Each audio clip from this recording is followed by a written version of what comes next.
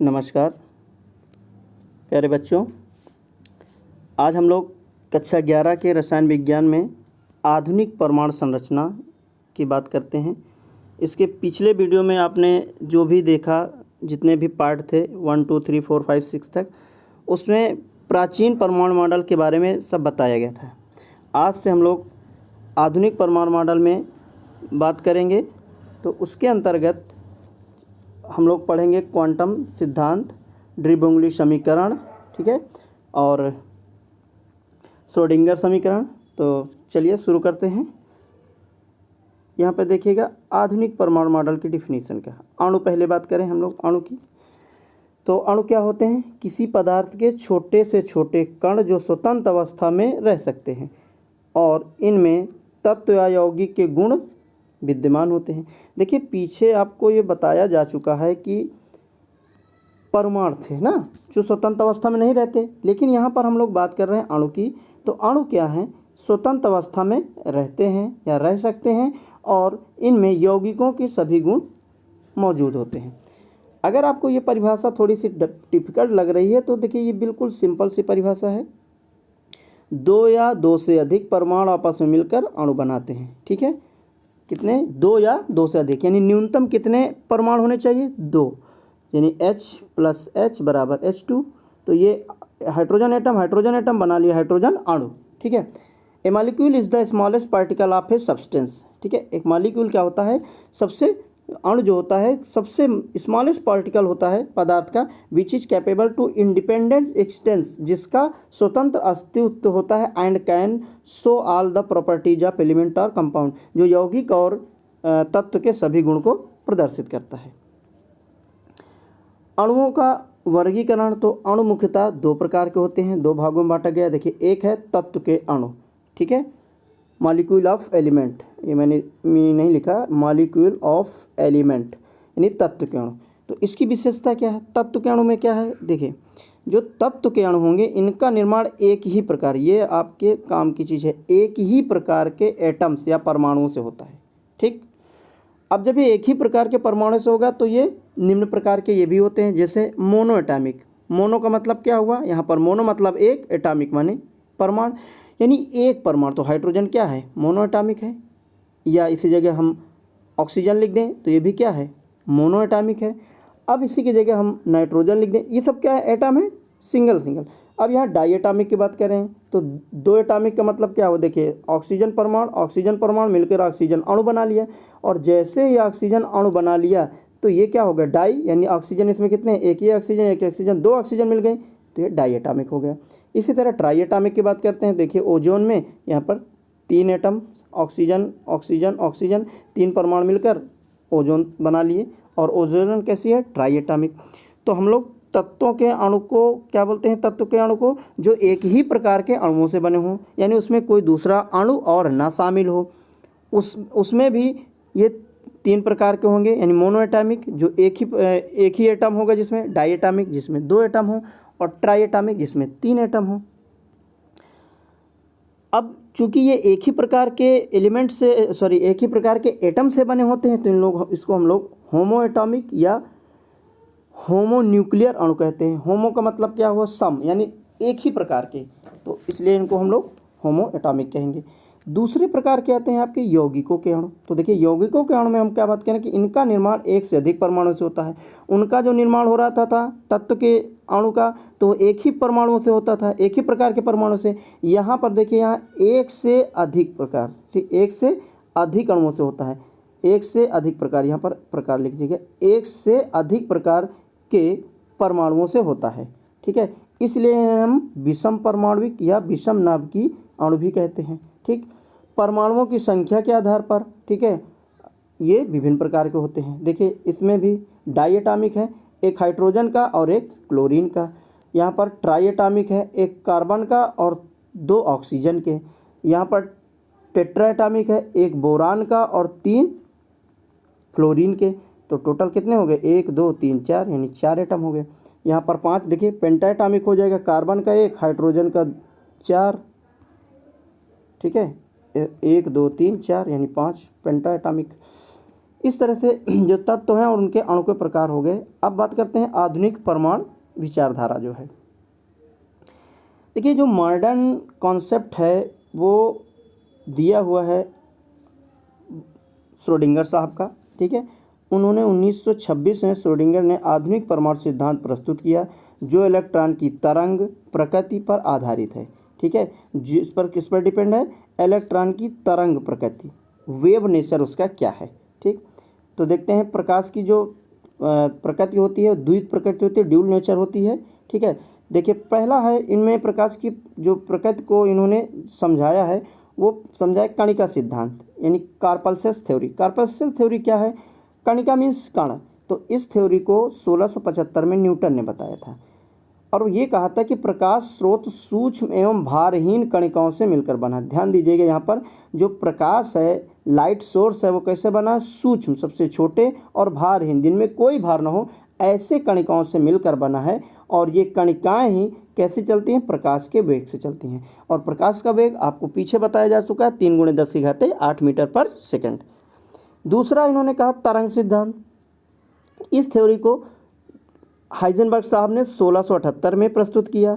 उन्होंने कहा कि प्रकाश तरंगों के रूप में प्रसारित होता है।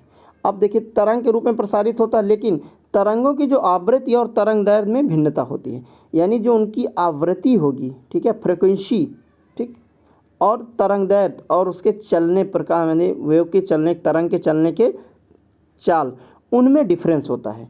जिसकी व्याख्या इन्होंने किस आधार पर की थी, एक तो व्यतिकरण बताया था, ठीक है, इंटरफेरेंस और डिफ्रैक्शन। यानी अगर कोई तरंग है तो इस तरह से देखिए तरंग का गुण क्या है, इस तरह से व्यतिकरण और विवर्तन, इस तरह से ये शो करेगी, ठीक। ये तरंग सिद्धांत था। तो उन्होंने कहा कि इलेक्ट्रॉन भी कैसा है, इलेक्ट्रॉन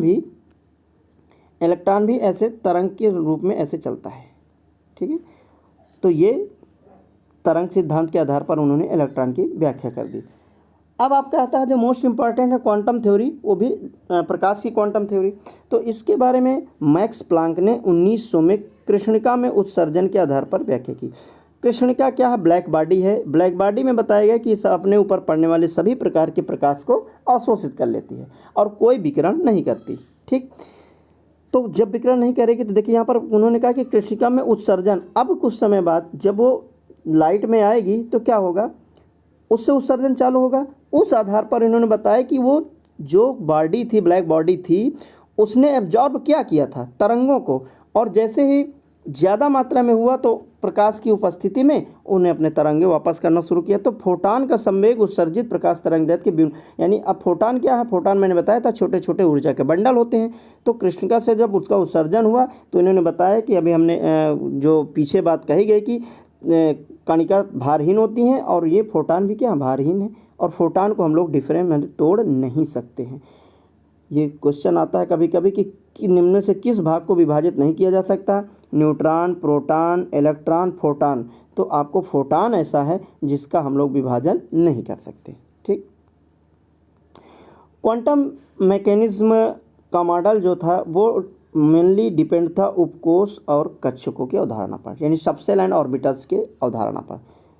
तो देखिए इसकी अवधारणा भी बोर्न साहब, हाइजेनबर्ग, जॉर्डन एवं श्रोडिंगर ने 1926 में परमाणु में इलेक्ट्रॉन की व्याख्या करने के लिए क्वांटम मैकेनिज्म या वेव मैकेनिज्म का प्रतिपादन किया, ठीक। तो ये बहुत सारे लोगों ने उपकोषों और कक्षकों की अवधारणा को व्याख्या किया, लेकिन मेन श्रेय जो है श्रोडिंगर साहब का है। तो इस अवधारणा में क्या कहा गया है, इस अवधारणा में इलेक्ट्रॉन के नेचर की व्याख्या प्रोबेबिलिटी फंक्शन के रूप में। देखिए प्रोबेबिलिटी क्या होती है, जैसे मैं कहूँ कि एक जगह है वहाँ पर 1 रुपया पाया जा रहा है और एक जगह ऐसे है जहाँ 1 रुपये के 10-15 सिक्के पाए जा रहे हैं। तो अगर किसी को बताया जाएगा तो वो कहाँ जाएगा, जहाँ 10 सिक्के पाए जाएंगे, यानी उसको संभावना वहाँ पर ज़्यादा दिख रही है कि फला जगह पर 1 के सिक्के ज़्यादा हैं। इसका मतलब ये कह रहे हैं प्रोबेबिलिटी फंक्शन क्या मतलब है कि इलेक्ट्रॉन की जो नेचर की हम लोग व्याख्या करेंगे वो वहाँ पर करेंगे कि ऑर्बिटल्स क्या है, और ऑर्बिटल्स एक ऐसी जगह 3D संरचना होती है जहाँ पर इलेक्ट्रॉन के पाए जाने की प्रोबेबिलिटी सबसे अधिक होती है, यानी प्रायिकता सबसे अधिक होती है कि वहाँ पर इलेक्ट्रॉन पाया जाएगा। तो जब व्याख्या की जाएगी इलेक्ट्रॉन के नेचर की तो हम लोग वहीं पर पहुँचेंगे जहाँ पर इलेक्ट्रॉन की पाए जाने की संभावना सबसे अधिक होगी। तो इस आधार पर श्रोडिंगर साहब ने और बहुत सारे साइंटिस्टों ने मिलकर क्वांटम मैकेनिक्स का मॉडल प्रस्तुत किया और उस मॉडल में उन्होंने उपकोष एवं कक्षकों की व्याख्या की। श्रोडिंगर तरंग समीकरण, श्रोडिंगर वेव इक्वेशन, 1926 में ऑस्ट्रियाई भौतिक शास्त्री एरविन श्रोडिंगर, एक मिनट और छोटा करता हूँ इसको मैं, यस हाँ, 1926 में क्या है, ऑस्ट्रियाई भौतिक शास्त्री एरविन श्रोडिंगर ने परमाणु नाभिक के चारों ओर इलेक्ट्रॉन के व्यवहार की व्याख्या। देखिए मैंने बताया था ये नाभिक है, नाभिक के चारों ओर यूँ इलेक्ट्रॉन अगर घूम रहे हैं तो वो किस नेचर से घूम रहे हैं, उनका व्यवहार क्या है, इसके बारे में श्रोडिंगर साहब ने बहुत व्याख्या की, उसके व्यवहार की, और उस व्यवहार से उन्होंने एक समीकरण प्रतिपादित किया। देखिए इसका डेरिवेशन आपको बीएससी में पढ़ाया जाता है, यहाँ केवल समीकरण पूछा जाता है। तो उन्होंने बताया कि जो व्याख्या की तो क्या कहा कि डेल स्क्वायर, ठीक है, psi upon del x square, del square psi upon del Y square, del square psi upon del Z square plus 8 pi square M upon H square E minus V psi equal to 0। चलिए इसकी बात करते हैं ये सब क्या चीज़। देखिए हम लोग अगर बात करेंगे तो एक्स वाई जेड क्या है, अगर ये हमारा एक तल है, ठीक है, ये हमने मान लिया, ये हमारा एक तल है, ठीक है, यहाँ पर हम क्या करें, ये माने x और ये y, अगर यहाँ पर हम क्या कर देंगे z, तो ये 3D बन जाएगा। 3D ऐसी संरचना जिसमें लंबाई चौड़ाई और ऊंचाई दिखाई दे। तो x y z क्या है, कार्तिकेय निर्देशांक है। m क्या है, इलेक्ट्रॉन का द्रव्यमान, व्हाट मास ऑफ इलेक्ट्रॉन, तो देखिए यहाँ पर m ये है इलेक्ट्रॉन का द्रव्यमान है। e क्या है, कुल ऊर्जा, इलेक्ट्रॉन की कुल ऊर्जा, जितने भी इलेक्ट्रॉन का हम लोग रोटेशन का या घूर्णन की व्याख्या करेंगे तो उनका इलेक्ट्रॉनों की कुल ऊर्जा वो ई कहलाएगी। जो v है यहाँ पर इलेक्ट्रॉन की कुल स्थिति ऊर्जा है, जो वेलोसिटी है इसकी स्थिति ऊर्जा है, ठीक। साई यहाँ इलेक्ट्रॉन का तरंग फलंग है और h आपका प्लांक नियतांक है। तो देखिए ये सारी चीज़ें आपको पीछे बताई भी जा चुकी हैं। अब इसमें हम बात करें, अब अगर हम इसको गणितीय रूप में लिखेंगे तो यहाँ पर हम जो डेल्टा स्क्वायर की जगह psi square upon psi X square, sorry delta square upon delta del square upon del x square plus del square del Y square plus del square del Z square, इसको हम कहाँ पे रख सकते हैं, इस पूरे वैल्यू की जगह रखा जा सकता है ये। और इसमें हम क्या करें, साई हम इसमें से कामन ले लेंगे, ठीक है, साई कामन ले लेंगे तो यही बचेगा ना। देखिए साई इससे खत्म, इससे खत्म, इससे खत्म, तो बचेगा del square upon del x square बराबर del Y square, del square upon del Z square. इसी को हमने लिखा है ट्राइंगल में और इसका वर्ग इसके बराबर, अर्थात यहाँ पर ये सारी चीज़ें हमारी एक झटके में हट गई और हमारा बचा del square psi plus 8 pi R square M upon H square equal to E minus V. और जैसा कि इनमें सारी व्याख्या ऊपर आपको एक कर दी चुकी कि कौन क्या चीज़ है। तो तरंग समीकरण के हल को हम लोग क्या कहते हैं, ठीक है, ये तरंग फलन कहलाता है। जो हम समीकरण का हल निकालते हैं वो तरंग फलन कहलाता है। इसे हम साई से प्रदर्शित करते हैं, ये साई, ठीक है। अब यहाँ इन तरंगों के फलन को परमाणु का, अब जो ये तरंग फलन होते हैं इन्हीं को उन्होंने क्या बताया कि यही एटॉमिक ऑर्बिटल्स हैं, इन्हीं को हम लोग परमाणु कक्षकें कहते हैं। देखिए इनके लक्षण क्या क्या हैं। तरंग फलन का चिन्ह धनात्मक या ऋणात्मक हो सकता है, यानी साई का जो चिन्ह है वो धनात्मक ऋणात्मक हो सकता है, लेकिन अगर इसका स्क्वायर कर दिया जाएगा तो वो हमेशा धनात्मक आएगा। ये तो आप अच्छे से भी जानते हो कि अगर 1 का वर्ग करेंगे तो क्या आएगा बेटा, 1 ही आएगा और धनात्मक, क्योंकि -1 गुणे -1। तो इन्होंने कहा कि साई स्क्वायर का मान सदैव धनात्मक आएगा, क्योंकि अगर ऋणात्मक का भी हम वर्ग करेंगे तो वो भी किस में बदल जाएगा, धनात्मक में।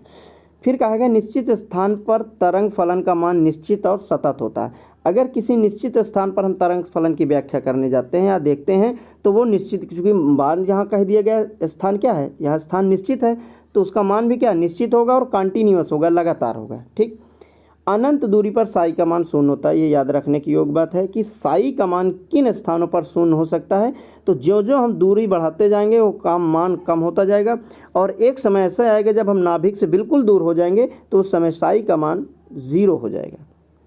तरंग फलन के, देखिए तरंग फलन से साई से कण की स्थिति और गति की पूर्ण जानकारी होती है, यानी तरंग फलन के द्वारा हम क्या कण की स्थिति और गति दोनों बता सकते हैं। अभी पीछे जितने मॉडल थे उनमें सारी इन चीज़ों की डिटेल नहीं मिल पाती थी, ठीक है। अब देखिए साई का मान बढ़ने पर कण की पाए जाने की प्रायिकता भी बढ़ती जाएगी, जो जो इसकी वैल्यू बढ़ेगी त्यों त्यों इलेक्ट्रॉन के पाए जाने की संभावना बढ़ती जाती है। साई का मान केवल गतिशील कण के लिए परिवर्तित होता है, यानी ये मान तभी बदलेगा जब कण क्या हो, चेंजमेंट हो, उसमें बदलाव हो। अगर बदलाव नहीं है तो ये मान बदलाव या इस मान में परिवर्तन नहीं होगा। अब इसके बाद करते हैं आप ड्रिबोंगली साहब की। ड्रिबोंगली का देखिए, ड्रिबोंगली ने बताया कि समस्त सूक्ष्म द्रव्य कण गति की अवस्था में तरंग प्रकृति दर्शाते हैं। ठीक है, जितने भी छोटे वो क्या दिखाते हैं, तो द्रव्य कण हैं वो गति की तरंग प्रकृति दिखाते हैं, उनका वेव दिखाते हैं। तो अगर वेव को हम यू से, ठीक है, एम को द्रव्यमान से और तरंग दैर्घ्य तो आप जानते हैं लेमडा से व्यक्त किया जाए तो क्या होगा, देखिए lambda equal to H upon M U. ठीक, अब इसका डेरिवेशन है, आता नहीं है वैसे, लेकिन फिर भी मुझे लगा कि थोड़ा सा कंपटीशन में कभी कभी ये पूछ लेते हैं कि इसका ड्रिबोंगली समीकरण क्या होगा, इसलिए मैंने कर दिया यहाँ पे। देखिए प्लांक के अनुसार हमने इसको बताया था न्यू, आवृत्ति को हम लोग क्या पढ़ते हैं न्यू से, तो आवृत्ति की तरंग दैर्घ्य की फोटान ऊर्जा ई बराबर क्या होगी, एच न्यू। ठीक, ई बराबर एच न्यू। आइंस्टीन के अनुसार ई बराबर एम सी स्क्वायर। अब चूंकि देखिए समीकरण 1 और समीकरण 2 की हम तुलना कर देंगे तो यहाँ पर ये हो जाएगा ई अपान ई, यानी ई बराबर, ठीक है, एच न्यू अपान एम सी स्क्वायर। ई से ये कैंसिल तो क्या आ जाएगा, एच न्यू बराबर एम सी स्क्वायर, ये हो जाएगा। अब इसी को हम लोग क्या कर दें, हमें पता है कि अगर हम इसको पक्षांतर कर लेंगे, ठीक है, लेमडा बराबर जो हम निकालते हैं तो यहाँ पर हम न्यू बराबर क्या लिख सकते हैं, सी अपान लेमडा, और न्यू की जगह हम क्या रख दिए, ये वैल्यू रख दिए। न्यू की जगह हमने यहाँ पर देखिए एच, और न्यू की जगह हमने सी अपान लेमडा रख दिया। सी अपान लेमडा रख दिया तो देखिए इस सी से इसकी पावर कट गई, तो यहाँ पर बचा एच अपान लेमडा बराबर एम सी।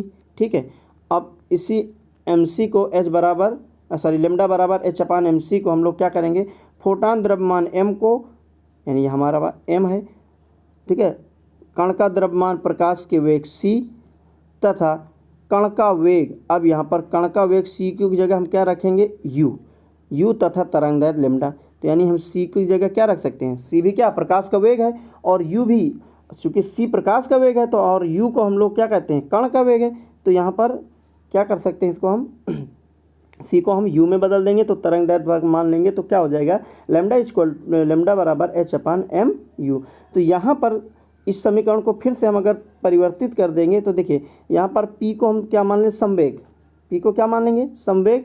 तो संवेग बराबर यहाँ पर एम यू होता है और उसकी जगह हम सीधे सीधे रख सकते हैं लेमडा बराबर एच अपान पी। तो इस तरह से हमारा ड्रिबोंगली समीकरण भी समाप्त हो गया।